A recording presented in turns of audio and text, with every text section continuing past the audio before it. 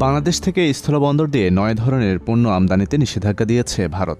২৭ June ভারতের বৈদেশিক বাণিজ্য অধিদপ্তরের এক বিজ্ঞপ্তিতে এই নিষেধাজ্ঞার কথা জানানো হয়েছে।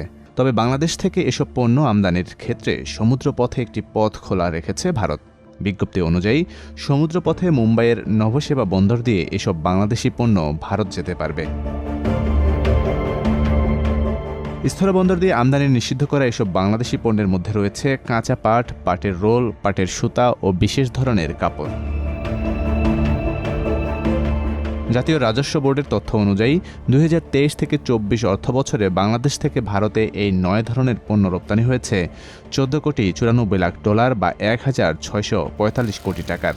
এর মধ্যে স্থলবন্দর দিয়ে রপ্তানি হয়েছে $১৪,৭৭,০০,০০০ পণ্য।